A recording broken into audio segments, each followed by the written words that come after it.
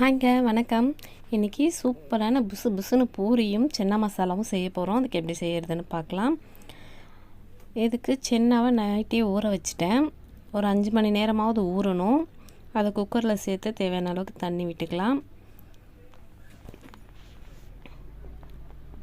இப்போ கொஞ்சம் கரம் மசாலா சேர்த்துக்கலாம். பட்டை, லவங்கம், ஒரு ஏலக்காய், கொஞ்சமாக டீத்தூள் சேர்த்து ஒரு பொட்டலை மாதிரி கட்டி கூட அது உள்ளே போட்டுருங்க.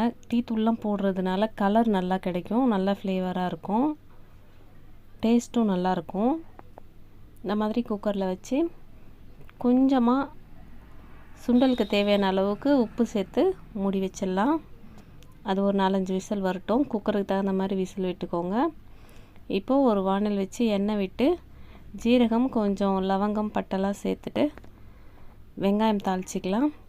இப்போ தக்காளி, கொஞ்சம் பூண்டு, இஞ்சி, 2 பச்சை மிளகா இதெல்லாம் சேர்த்து நைஸாக அரைச்சி எடுத்துக்கலாம். இப்போ வெங்காயம் நல்லா வதங்கிடுச்சு. இப்போ அது கூடயே அரைச்ச தக்காளியும் போட்டு நல்லா வதக்கிக்கலாம்.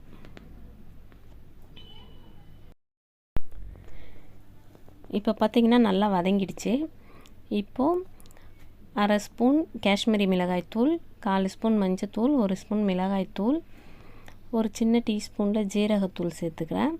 சேர்த்து நல்லா வதக்கி விட்டுக்கலாம். இப்போ வேக வச்ச சுண்டலையும் அதிலே சேர்த்துக்கலாம். அந்த தண்ணியோடே சேர்த்துக்கலாம், அப்போ தான் டேஸ்ட்டாக இருக்கும். இப்போ தேவையான அளவுக்கு தண்ணி விட்டு கொதிக்க வச்சுக்கலாம்.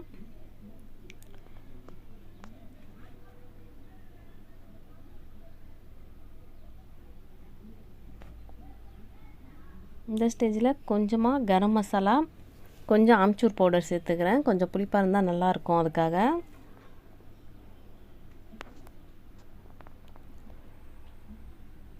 இப்போது தனியாக ஒரு வானல் வச்சு கஸ்தூரி மேத்தி கொஞ்சம் போட்டு கொஞ்சமாக அப்படியே லேசாக சூடு பண்ணிக்கிறேன். அது கொஞ்சம் க்ரஷ் பண்ணி போட்டால் நல்லாயிருக்கும்.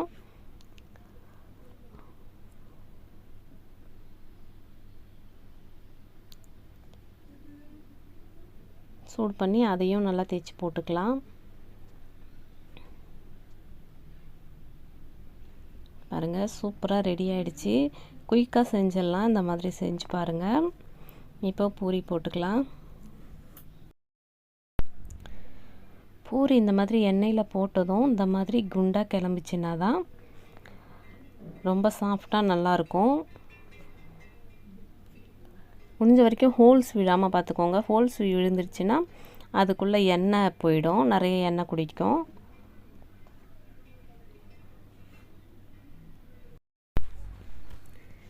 நீங்களும் இந்த மாதிரி செய்து பார்த்துட்டு எப்படி இருக்குன்னு கமெண்ட் பண்ணுங்கள். ரொம்ப டேஸ்ட்டாக இருந்தது. தேங்க்யூ.